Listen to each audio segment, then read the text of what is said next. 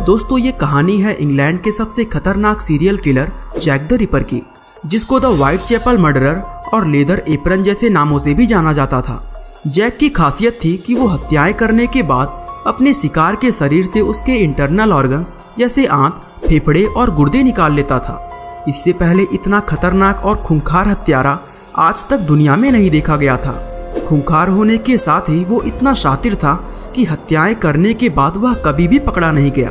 दोस्तों, ना पकड़े जाने की वजह से वह इतिहास का सबसे रहस्यमय सीरियल किलर बन गया। अब ऐसे में सवाल उठता है कि जैक ने ये हत्याएं आखिर कब और किस लिए की थी, और ऐसी क्या वजह थी कि पुलिस उसको पकड़ नहीं पाई। इन सवालों के जवाब जानने के लिए हमारी इस वीडियो को अंत तक जरूर देखिएगा। तो चलिए दोस्तों, जैक द रिपर की इस इंटरेस्टिंग स्टोरी को शुरू करते हैं। दोस्तों, ये कहानी सन 1880 के आसपास की है, जब ईस्टर्न लंदन एक गंदगी से भरी हुई जगह हुआ करती थी। इस गंदगी की वजह ये थी कि उस समय पूरी दुनिया में बेरोजगारी का आलम था। दुनिया भर के लोग काम की तलाश में लंदन शिफ्ट हो रहे थे। उस समय बेरोजगार लोगों में काम के लिए लंदन जाने की होड़ सी लगी हुई थी। बाहर से आने वाले इन लोगों की वजह से लंदन पूरी तरह भर गया था। हालांकि ये लोग रोजगार की तलाश में लंदन शिफ्ट हुए थे, लेकिन लोगों की संख्या बहुत ज्यादा होने की वजह से लंदन के हालात भी बिगड़ गए थे, जिसकी वजह से लोगों को काम मिलना ही बंद हो गया था। और चूंकि लोगों को अपना गुजारा करने के लिए कोई काम नहीं मिल पा रहा था, इसलिए उन्होंने चोरी, डकैती, मर्डर और रेप जैसे घिनौने अपराध करने शुरू कर दिए। दोस्तों, उस समय लंदन की सड़कें पूरी तरह मैले कुचैले शराबियों और चोर उचक्कों से भरी हुई थी। साथ ही महिलाओं के पास भी कोई काम नहीं था, इसलिए प्रोस्टिट्यूशन भी बहुत ज्यादा बढ़ गया था, जिसकी वजह से हर गली और नुक्कड़ पर वेश्याएं खड़ी हुई नजर आती थी। इंग्लैंड के स्थानीय लोगों ने लंदन में बढ़ रहे इस क्राइम और बिगड़ते हुए हालात के लिए इन बाहर से आए लोगों को जिम्मेदार ठहराना शुरू कर दिया था, जिसकी वजह से जातिवाद बढ़ने लगा और सड़कों पर मारपीट व हत्याओं जैसे वारदातों की संख्या और भी ज्यादा तेजी से बढ़ने लगी। लोग एक दूसरे के खिलाफ सड़कों पर उतरने लगे थे और पुलिस की पूरी कोशिश करने के बावजूद भी हालात काबू में नहीं आ रहे थे। उस समय हालात ऐसे थे कि लंदन में एक बड़ा दंगा किसी भी समय भड़क सकता था। लेकिन तभी कुछ ऐसा हुआ जिसने न सिर्फ पुलिस की नींद उड़ाई, बल्कि दुनिया का ध्यान भी अपनी तरफ खींच लिया। दोस्तों, सन 1988 में वहां की पुलिस को एक सीरियल किलर के लंदन में होने की जानकारी मिली। ये सीरियल किलर इतना खतरनाक था कि इसके बारे में जानने के बाद पूरे पुलिस डिपार्टमेंट के होश उड़ गए थे, क्योंकि उन्होंने इससे पहले कभी ऐसा शातिर और खूंखार हत्यारा नहीं देखा था। पुलिस के साथ ही लंदन के लोगों में भी एक खौफ सा फैल गया था और हर किसी की जुबान पर इसी हत्यारे का जिक्र था। शुरुआत में पुलिस को लगा कि इस हत्यारे ने कुल 11 मर्डर किए हैं, लेकिन बाद में जब जांच गहराई से की गई तो पता चला कि असल में उसने केवल 5 मर्डर किए थे, क्योंकि ये पांचों मर्डर बिल्कुल एक ही तरीके से एक स्पेशल पैटर्न में किए गए थे। दोस्तों, इस स्टोरी को आगे बढ़ाने से पहले चलिए थोड़ा जैक द रिपर के बारे में जानते हैं। अब लोग जानना चाहेंगे कि जैक का जन्म कब और कहां हुआ और वो असल में कौन था। तो दोस्तों, हम आपको बता दें कि इन सवालों के जवाब आज तक कोई भी व्यक्ति नहीं ढूंढ पाया है।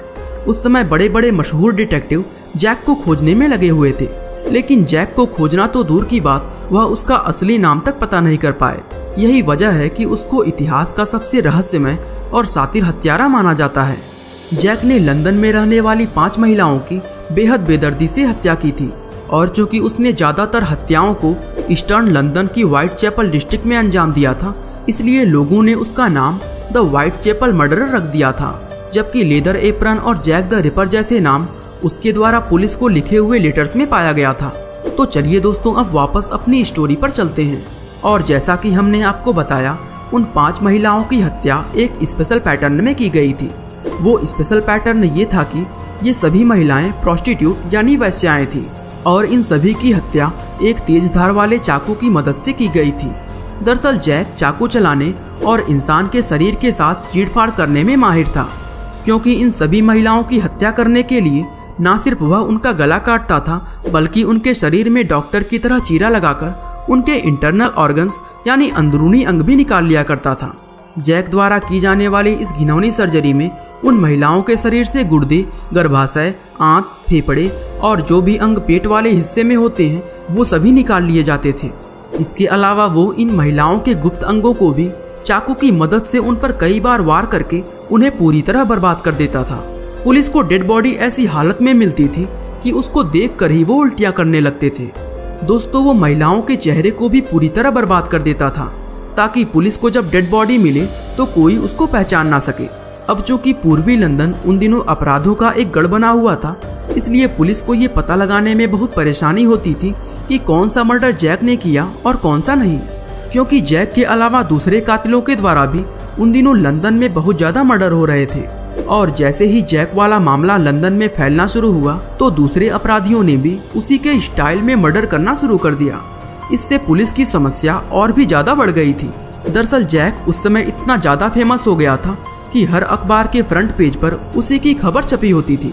ये पूरी वारदात लोगों के लिए एक हॉरर स्टोरी बन गई थी, जहां एक तरफ लोग इन कहानी के मजे लूट रहे थे, वहीं दूसरी तरफ पुलिस उसको पकड़ने के लिए दिन रात मेहनत कर रही थी। पुलिस की ये तहकीकात काफी लंबे समय तक चलती रही, जिसमें उन्होंने हजारों लोगों के इंटरव्यू लिए और फिर उन लोगों में से 80 लोग ऐसे मिले जिन पर उन्हें पूरा शक था। इसके अलावा पुलिस ने जैक के बारे में कोई भी जानकारी देने पर लोगों के लिए मोटा इनाम भी रखा हुआ था। इसलिए जैक की तलाश सिर्फ पुलिस ही नहीं बल्कि उस इनाम के लालच में आम लोग भी कर रहे थे। उन दिनों पूर्वी लंदन में पुलिस 24 घंटे खोजी कुत्तों के साथ जैक द रिपर को ढूंढने में जुटी हुई थी। और चूंकि इंसान के अंगों को चाकू से काटकर बाहर निकालना किसी आम इंसान के बस की बात नहीं थी, इसलिए पुलिस का पहला निशाना कसाई, सर्जन, डॉक्टर और फिजिशियन जैसे लोगों पर था, जो कि इंसान के शरीर को काटने का काम अच्छी तरह जानते हैं। अब अगर जैक के द्वारा पुलिस को लिखे गए लेटर्स की बात करें तो उन दिनों पुलिस को आए दिन ही जैक के नाम से लेटर मिलते रहते थे।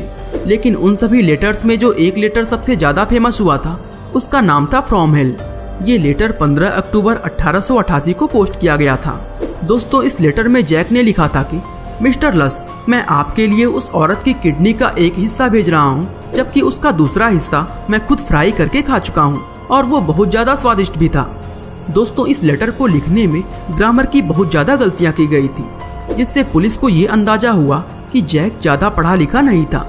लेकिन पुलिस के ये सभी अंदाज हमेशा ही अंदाज बनकर रह गए, क्योंकि पुलिस की लाख कोशिश करने के बावजूद भी जैक द रिपर कभी पकड़ा नहीं जा सका।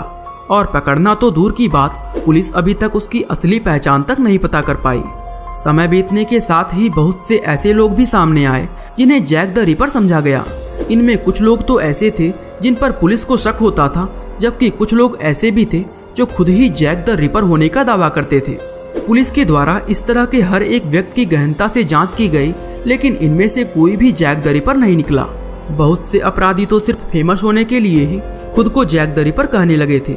यूँ तो उस समय बहुत से ऐसे सस्पेक्ट थे जिनके ऊपर जैक द रिपर होने का शक होता था, लेकिन उन सभी सस्पेक्ट में लोगों का सबसे ज्यादा शक शाही घराने के प्रिंस और रानी विक्टोरिया के पोते अल्बर्ट विक्टर पर होता था, क्योंकि सिफिलिस बीमारी ने प्रिंस के दिमाग को पूरी तरह नष्ट कर दिया था, जिसके कारण कुछ साल पागलखाने में बिताने के बाद सन 1892 में उसकी मौत हो गई। लोगों का मानना था कि प्रिंस रात में अपने महल से शिकार करने निकलता था और अपनी सनक मिटाने के लिए सिर्फ महिलाओं को अपना शिकार बनाता था। हालांकि इन सभी बातों को सिर्फ अफवाह माना गया, क्योंकि प्रिंस के खिलाफ किसी के पास कोई सबूत नहीं था। आखिरकार कई साल तलाशने के बाद भी पुलिस को जैक द रिपर के बारे में कोई सुराग नहीं मिला और ये सीरियल किलर हमेशा के लिए सिर्फ एक रहस्य बनकर रह गया। दोस्तों, कुछ इसी तरह की घटना सिस्टर्स ऑफ मर्सी के बारे में सुनने को मिली थी। इनके स्कूलों के नीचे 150 बच्चों की लाश दफन की हुई मिली थी। अगर आप भी इसके बारे में जानना चाहते हैं तो डिस्क्रिप्शन में दिए गए लिंक से इस वीडियो को देख सकते हैं। बाकी आज के लिए बस इतना ही। वीडियो अच्छा लगा तो लाइक, शेयर और सब्सक्राइब करना ना भूलें। आपका बहुमूल्य समय देने के लिए बहुत बहुत धन्यवाद।